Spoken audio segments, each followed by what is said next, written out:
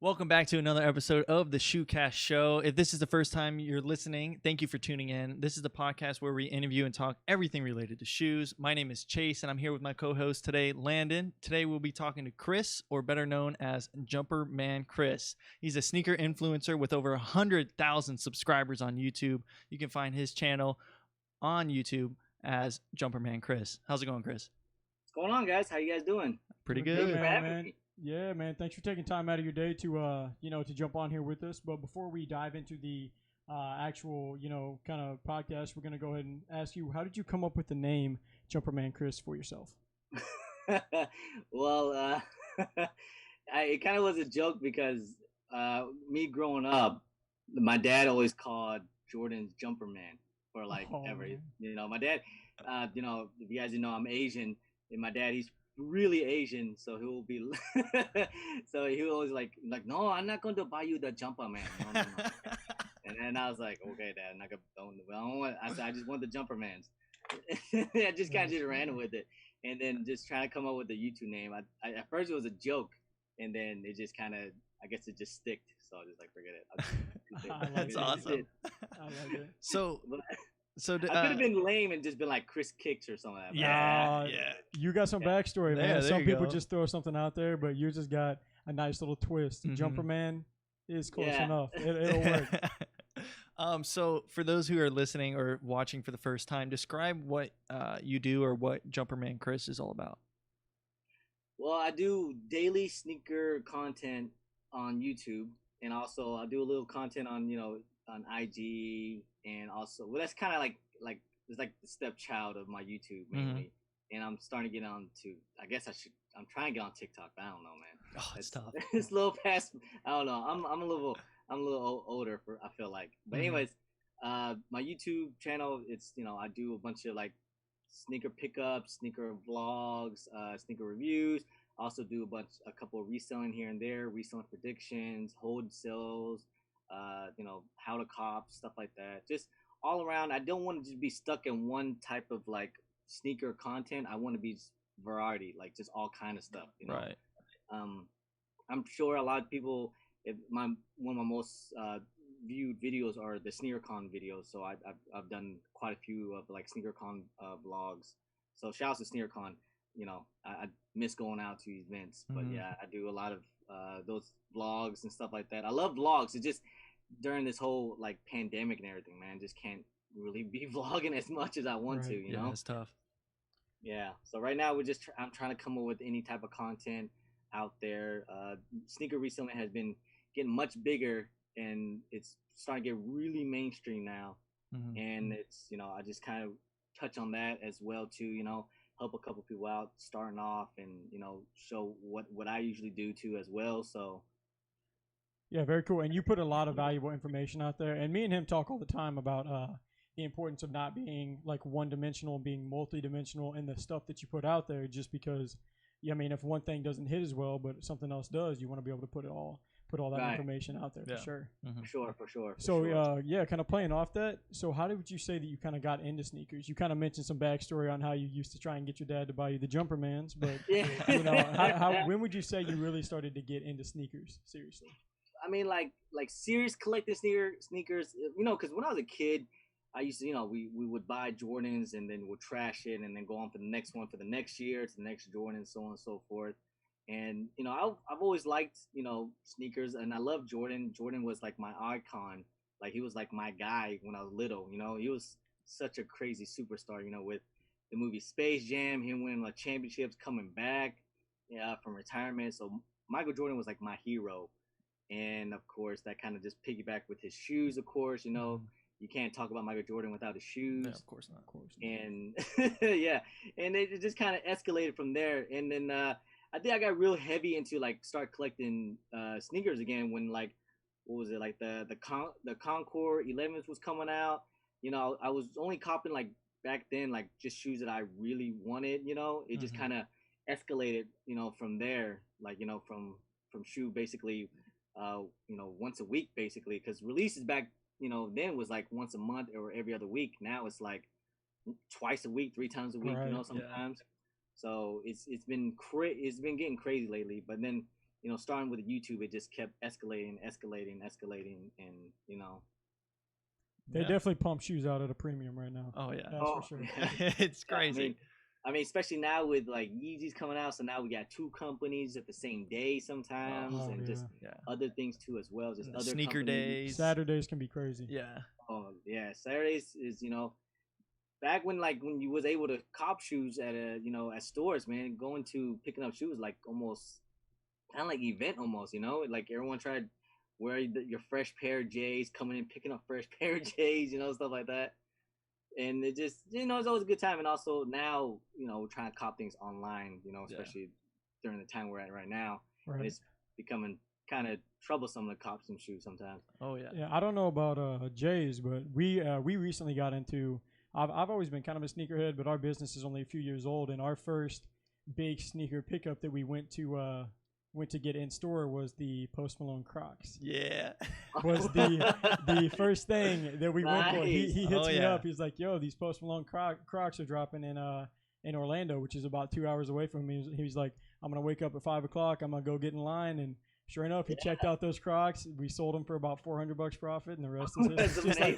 It's like, are you kidding me? Man, whatever way you can, because that was fun back how we used to like kind of coming in early, copping shoes. That would be like your whole freaking morning, your whole Saturday, and just going from mall to mall and everything.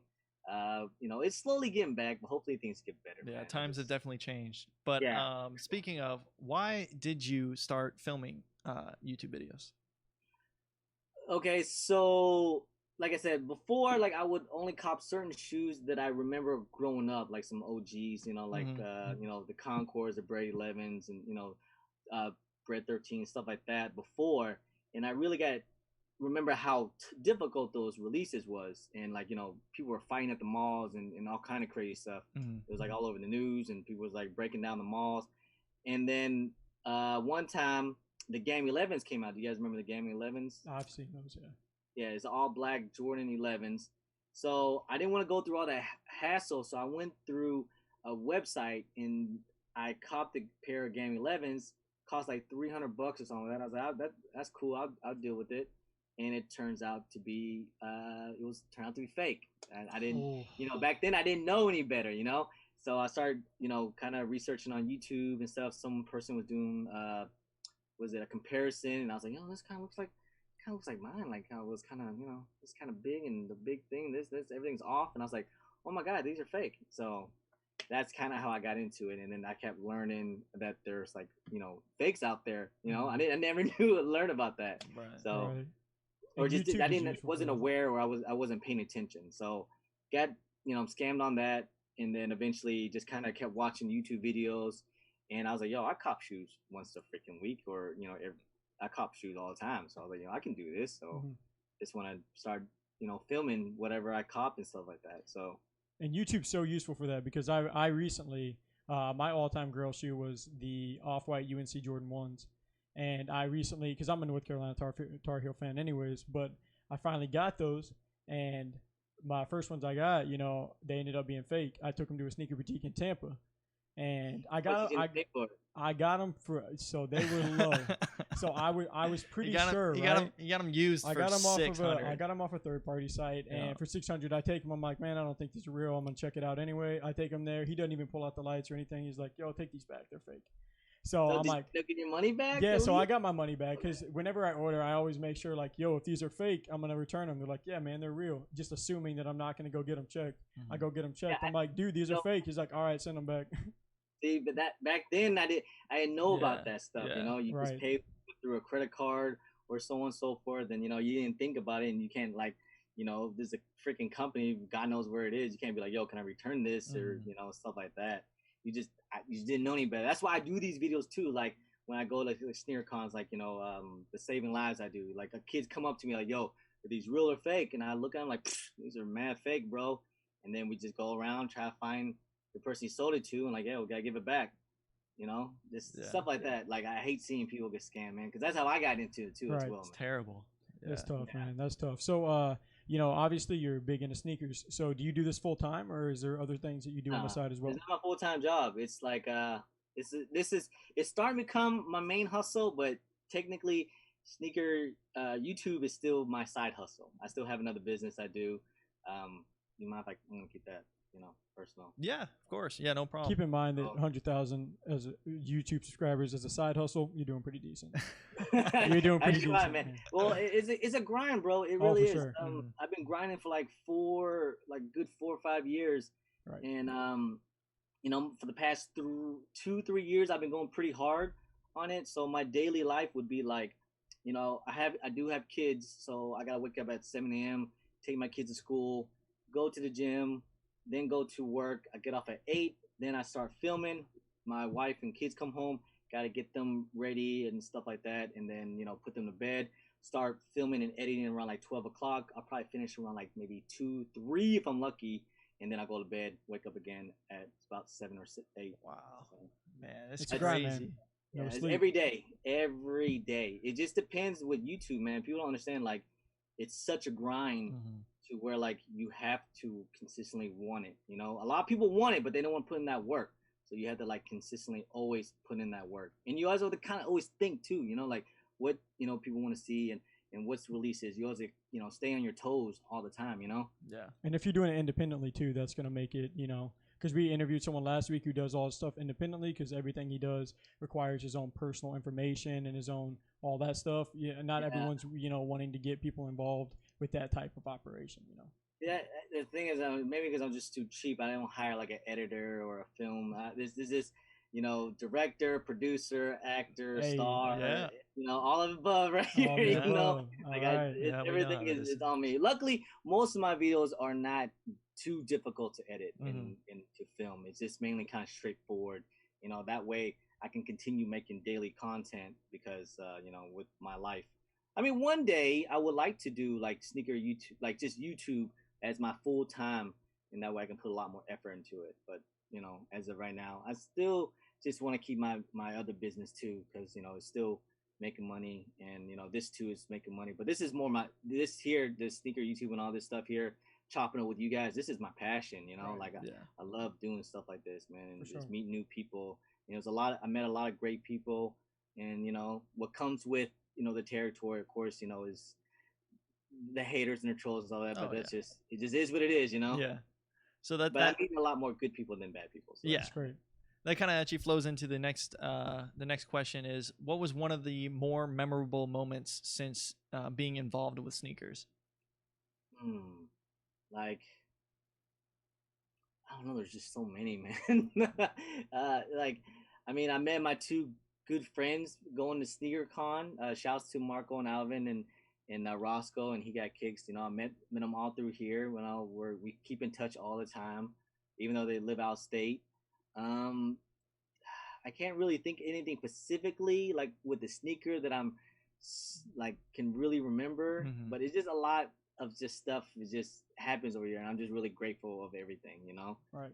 And SneakerCon's like gotta just be like cool. even being on here, man, like these types of memories like this, like people, want to just interview me or stuff like that. Like it's just, it's actually kind of amazing, Something you wouldn't have imagined, especially since you say it Right, takes 4 or 5 years, like right? I just start just posting just reviews and pickup vlogs of what I do. Like this is what everyone else does, and I get hit up for that. So it's, like I said, it's just amazing, just kind of just meeting just great people, man. It really is. That's awesome. Right, that's real cool. So, as someone who's been in the sneaker game for a while, what would you say what would you say was the best time to be a sneaker collector or a sneakerhead, or would you say that time is right now? Now it's all kind of like in spurts and eras, back in like 2012, 14, that was a time when like it was like so strong with Jordans. Like every release sold out, and every release basically you could make good money selling, locally, over like $50 over retail or $100 over retail, some stuff like that, just because everybody wanted it so bad. And even though everything was like a GR, but like things were just selling out, like lines was crazy at the mall, stuff like that.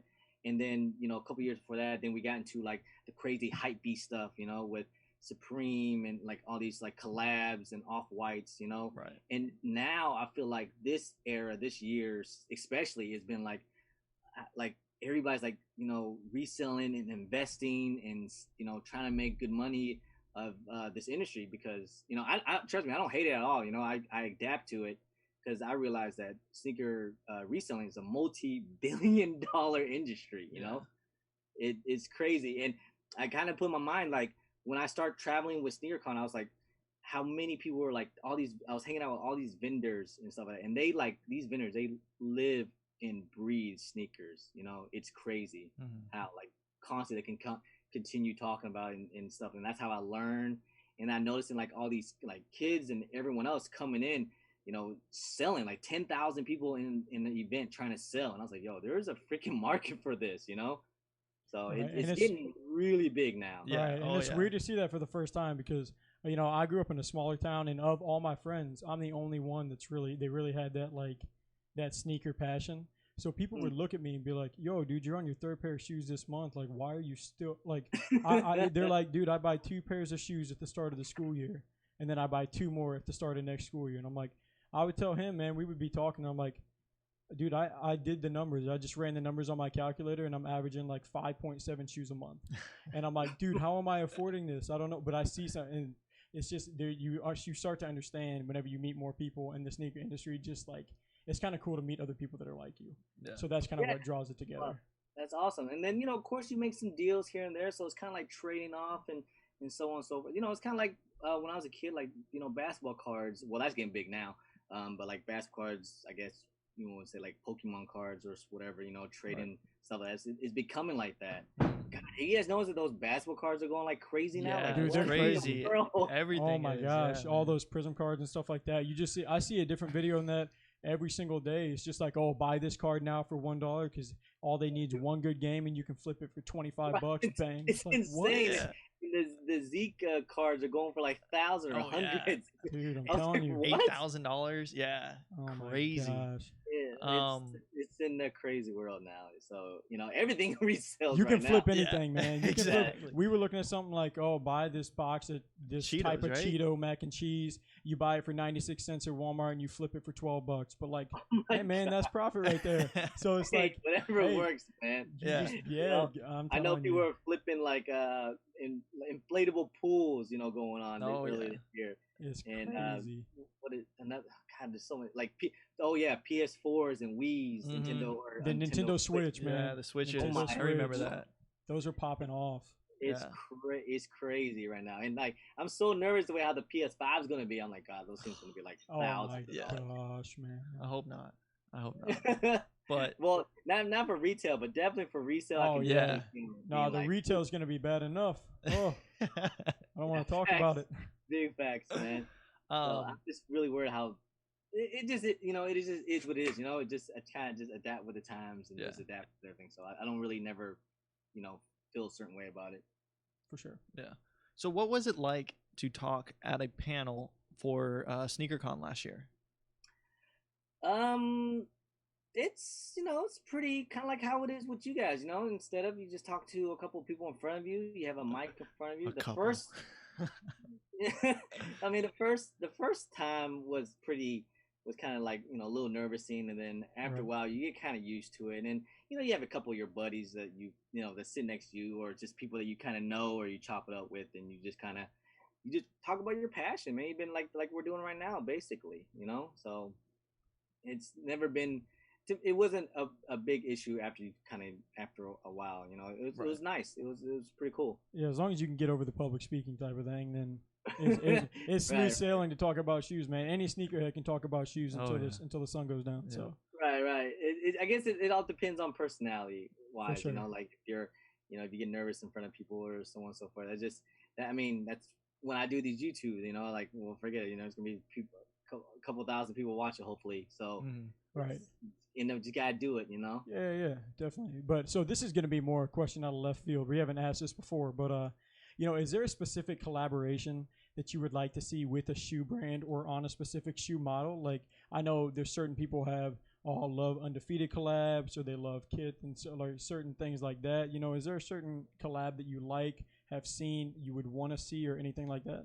I think it would be interesting if, like, remember that photo of Kanye and Virgil like hugging it out and stuff like that? Like, I was kind of like, are we gonna see a Yeezy and Off-White collab? No way. Like Wouldn't that That'd be be crazy. insane? That would be crazy. And not talking Wow. about like those like generic fake ones that like it was just a Yeezy and had like a little off-white tag. Yeah. But, like yeah. something like legit. Yeah. You know, Wow. that'd be crazy. can't Yeah, because you imagine. don't see. I mean, Yeezys are wildly known for having literally no text or anything on them. It's always just Right. just the And shoe. then You know, see it's just a shoe where design. Virgil can kind of turn into it. Like that Right. would be, which I probably won't happen anytime soon because I'm pretty sure Off-White have some type of contract with Nike. But that was, Exactly. that moment. I remember that moment. I was like, whoa, is Off-White and Yeezy they're gonna do something like this? What's going on here? Like Dude, yeah, and I think it's crazy how Virgil Abloh even had the like even branched out into the home decor with like IKEA and stuff like that. Like that's some cool stuff, yeah. dude. Like Yeah. that's some real cool stuff. I saw people finding like the the lawn grass, mats and the stuff yeah. like that, like Mhm. at their random like Oh, stores, yeah. and you could flip those for, oh my gosh, for bank if you're just buying them for retail like that. I know. or And sitting in people a really store. want those. I remember people were camping out at IKEA for those rugs, man. Dude, I'm Like, telling it was you. crazy. That was a weird time. Definitely. That was That such was- a weird time. The Off-Whites is right now is on another level, man. Oh, It's yeah. just it's crazy, especially with the Fords that just came out. That I mean, sale. I oh thought they were my. gonna dip a little bit more than what they were, but they kind of just they dipped a little bit and then went right back up. I was Dude, like, yeah, that was one of those ones that didn't go down long. No. no, Nah, it was- people knew. People saw that. I That think cream? people saw that shoe in hand, and they're like, "Nah, this is the quality. Like, this is." I it." know. I was kind of really annoyed by it. I was like, oh, this damn thing's never gonna hit under $1,000. No No, way, dude. not Not anymore. even for a second. Yeah, and then I'm just really nervous because he said that that's the hers, this is the his, and of course the his is supposed to be the bred for Off-Whites. Right, Right. Which, And I can only imagine how much my size would be. dude. For real, dude. I actually like that. That looks nice. yeah, I've those are gonna seen be that crazy. shoe's gonna be so clean. Oh my god, yeah, definitely. It's gonna. I'm gonna do everything in my power to get those things, one way or Yeah. another. Because the five, That's one. the fives were nice, but it wasn't my type of shoe. Like that 5 wasn't really my type of shoe. I don't feel like. But the 4s, like whenever we saw those, I was just like, whew. Oof, yeah, And it was- you already know the bread. Anything with the Yeah, word bread bread. in it's gonna sell. Like it Oh my doesn't. God. It could be the Oakley ugliest shoe colorway, ever, man. Yeah. Off-White collab. Oh my lord. Yeah, Dude. that's It's gonna be rough. It's Through gonna the be roof. a tough time. That's you through know, the roof for sure. Yeah, it's gonna be a rough morning that morning. Man, I'm telling you. So, being a family man, like you mentioned, do you see your kids becoming sneakerheads like yourself?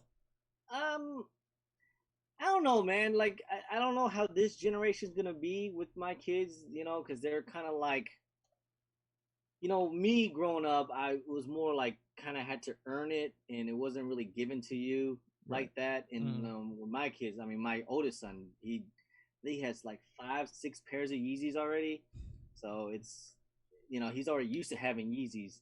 And of course, my other youngest son, he has a couple Yeezys and Jordans too as well. So it's not really like to them like, oh, it's like, oh, I got Yeezys, this is amazing, And I mean, it's cool when they do wear Yeezys and we go out in public and people are like, oh, little boy got little Yeezys, man, it's cool. And then they'll be like, oh, okay, like they start feeling. My son started feeling himself, and then he knows too. He'll be like, he'll be on the bus like, yo, look at my Yeezys and this and this and that. So, Bro, but that concept is so true though. Whenever Yeah. it's like, I know whenever I grew up, my parents were the typical like, you get a few pairs of shoes to start school year and stuff like that. So whenever I went to college exactly. and I bought my first couple of pairs of shoes that I liked with my own money, and I was like, bro, Exactly. it felt so much more meaningful to wear those things out. I was like, someone better notice my shoes today. Like Right. someone better notice my shoes Exactly. today. Exactly. Like, you maybe when I was growing up, you maybe get 2-3 pairs that whole year, Yeah. and it'll be either first day of school, Christmas, and if you're lucky, towards the end of the year because you've already done beat them Depends all on where your birthday Yeah, falls. yeah, Yeah, exactly. exactly. So that was it, So I kind of like took things a little more, I took things a little more not for granted, but I cherished it a little more, stuff like Right. that, Mhm, and especially for since it was Jordan. I was like, oh, I got the new Jordans and stuff like that. And speaking of, I remember when I was in 6th grade, the He Got Games first came out like towards like the middle of the year, and I was one of the first ones to get them. And I remember like I got hated on by so many kids in my class, and everybody still had Jordan 12. I was one of the first one at 13s, and they were like, "Those things are so ugly. Why would you buy those ugly old Jordans?" In 6th grade, you're like, "Oh my god!" Oh yeah. Yeah, bro. Yeah, I was like, oh my god! And I threw my shoes out, and my best friend was like, "Why do you throw these in?" I was like, why everybody hate me, man? They're like, dude, they just hate on you. They just jealous, this and this. And I was like, oh, I thought they just don't like me or they don't like the shoes. So They don't understand that sneakerheads take that to heart, man. Oh yeah. Yeah. Come on Yeah. now. It's their life. And it did, man. It's great. That's why 13s is like one of my favorite silhouettes. It really is. I have all the 13, basically all the OG 13s, is, Wow. you know, kind of what I grew up on. Oh, cool. And, you know, that's when you learn, you know, I think I was like 11, 12, something like that. You know, you don't know any better, you know? Right. It's That's tough. crazy, yeah, kids man. are rough too, man. Dude, Yeah, for real. man. They'll let kids you are know. Well, mean. watch out for those middle schoolers, man. Those middle schoolers hit you where it hurts, man. They're Yeah. too I know, specific. man. It just, you know, it just is what it is. You know, you learn from it. Maybe that's why I can take the hate that I get now. Is it's There you like, go. it doesn't really faze me. For sure. So we'll track back kind of towards the videos that you've done before. So could you explain some of the thought process and, you know, some of the work that goes into filming some of your videos for YouTube? It's usually pretty organic. You know, most of my videos is pretty organic. It just, I mean, as a sneaker YouTuber and a lot of probably other sneaker YouTubers as well. I mean, we rely so much on releases and what's hot and, you know, stuff like that. That's the content we have to make, you know, keep things updated and relevant, you know, like if I show, you know, a shoe, what's, you know, what is it? These rookie, you know, Jordan 1 rookie of the year. So if I post that up today, no one's gonna watch it. No one's gonna care. It came out 2 years ago. Yeah. You know, so I always gotta stay relevant on during the times, what's releasing, what's not releasing, what's hot, stuff like that. You know, and just stuff that you know that you just end up liking. So like it just kind of goes with it, man. And the thought process. You know, what can I use? You know, within that drop, you have to think, what can I do to of course you gotta do the pickup vlog, the review and stuff like that, but what else can you do with it too as well? You know, will it sell out or resale prediction or hold or sell, stuff like that. You know, you gotta kind of throw your own spin onto it. And that concept of, doing what's hype in the moment is honestly a very true concept. Because about a year ago, whenever we started our YouTube video, he came to me and he's like, "Yo, let's start reviewing basketball shoes. Something that's just something to do." So I'm like, all right, well, before we do that, we'll just review a KD that I had. So we reviewed like the KD 10, and the 11 or 12 had already come out. So we start reviewing the KD 10. We throw it up on YouTube. Gets like 13 views. We're just like, bro, what? Yeah, like, exactly. What happened? I mean, it just is what it is, you know? Like, Yeah. that's the time, that's the trend, just like anything else. I mean, what's the freaking TikTok, trend right now? The whole... Yes. I don't know, whatever dance is Keeping trendy. up with whatever it is. Keep up with that type of stuff, you know? For sure. It just, that's the type of society we live in now. So it is, it is what it is. Exactly. So we've talked about the past and the present. Now we're going to talk a little bit about the future of sneakers and the sneaker culture. Where do you see sneakers or the sneaker culture in the next 5 years? Ooh, man, I think we're at a time that I don't think Jordans will ever die. Like, I think Jordan's here forever and ever. I think until, God forbid something happens or something crazy. Right. But like, I think Jordan's here forever. Maybe some other, things here.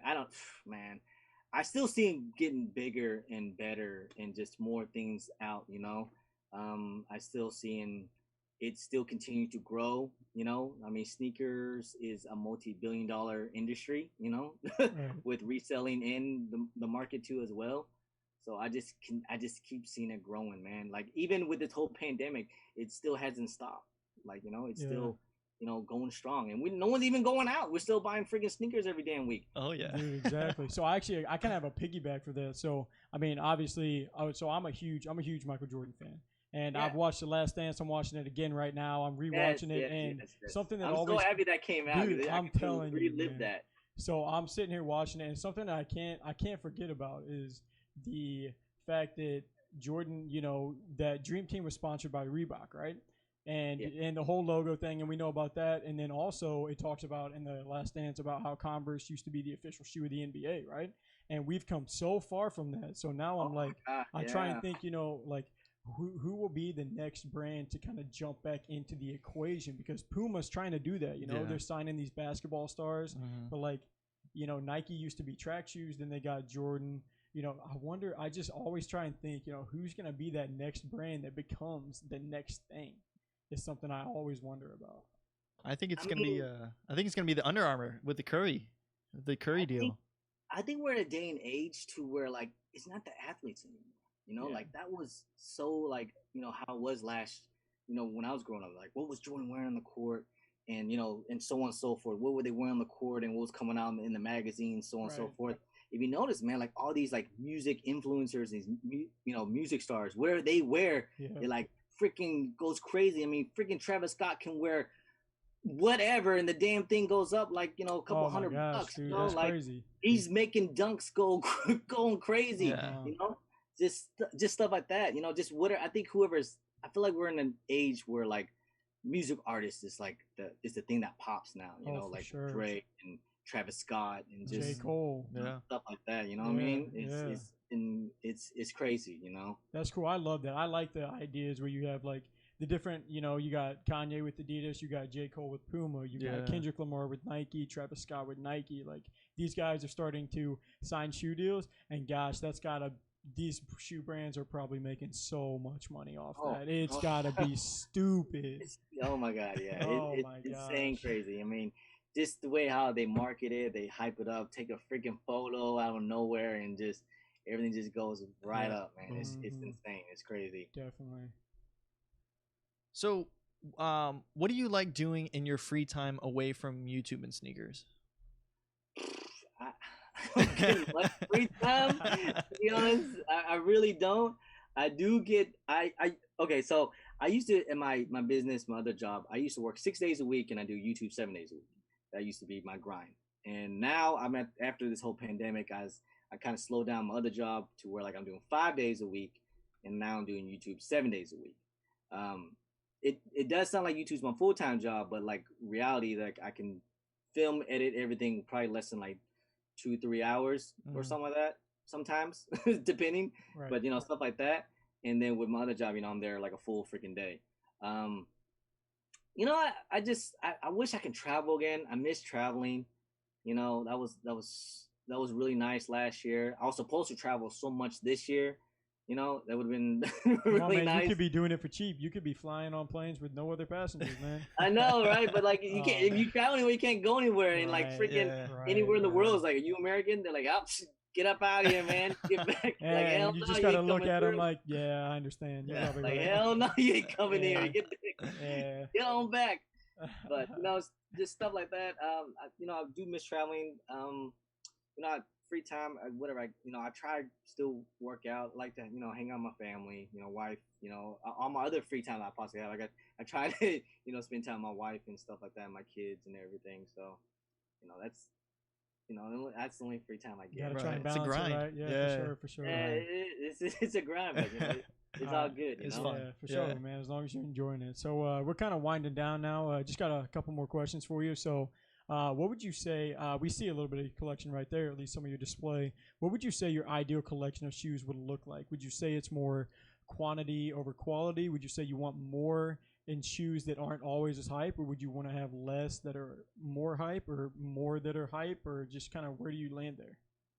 I like a mixture, I'm at the point of my sneaker collecting to where like I don't have to get every GR out there, I don't have to get every single one of those. Right. But I'm trying to tell myself I don't have to get every hype shoe as well. But sometimes it gets tough. Yeah. It gets tough. Like you don't need those off-white boards. You don't need them. Okay, that's what we tell myself. I'm like, I want them. Yeah, right. I try and tell myself now that I gotta pick the shoe model and find my absolute favorite colorway, and that's what I get. Like that's what you pick your colorway. And then I see this one went on sale. I'm like, nah, man, I already have that color. I already have that model. I can't get it. Like, I can't get it. I'm telling you. But, I try to, I like varieties, man. And of course I do, gotta throw a little heat in there, if you can throw a couple things, I have a couple off-whites here just in the cases. I have my Jordan 1s here, and then I have my Yeezys back here. So, like, that's why I have, like, my Jordan 1s and Yeezys. It's like, that's the battle. That's what I had this room. There you go. Gotcha.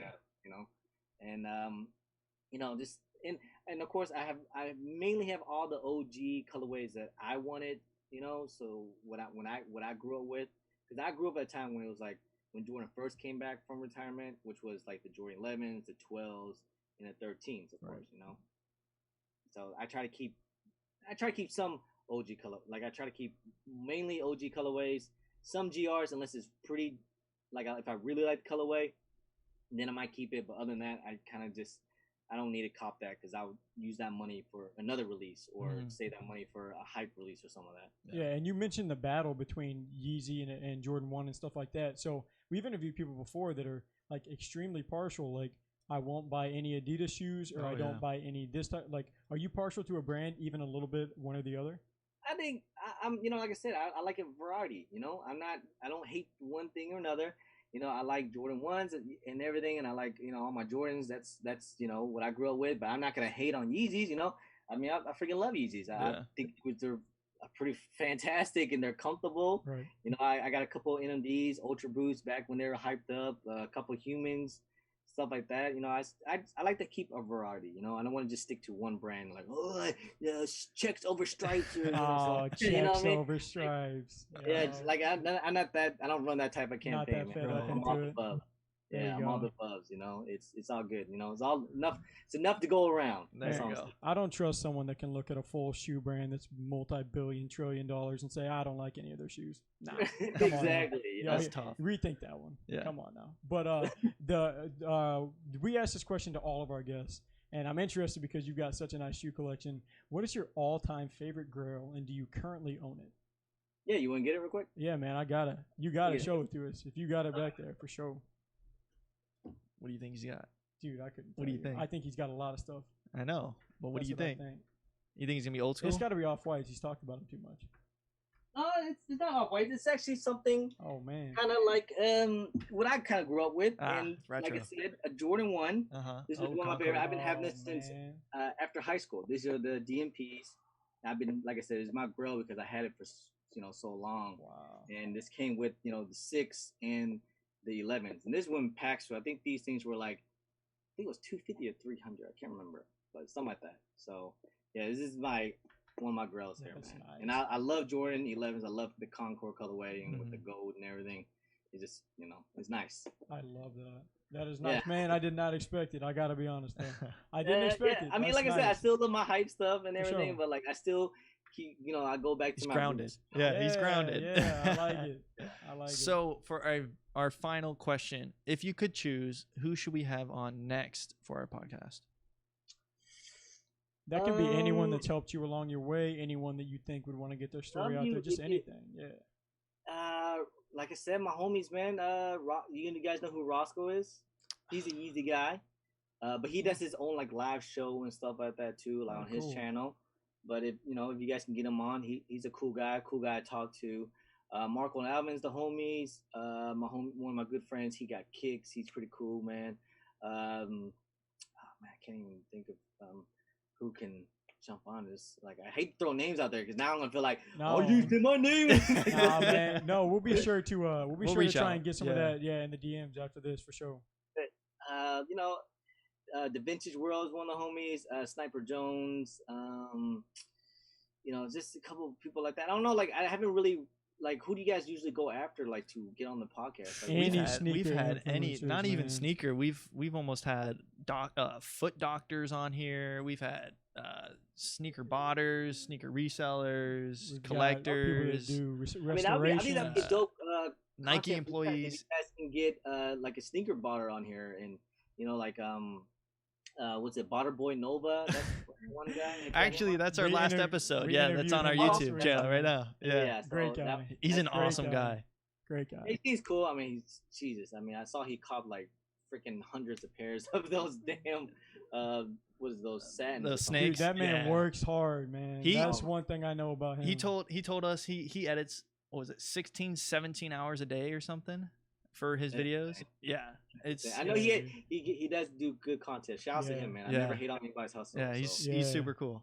But that's actually gonna wrap it up for this episode. If you guys like this episode, please feel free to show your support by liking, following, and subscribing to whichever platform that you're listening to. But thanks again for tuning in, and we'll see you next episode. Peace. Peace.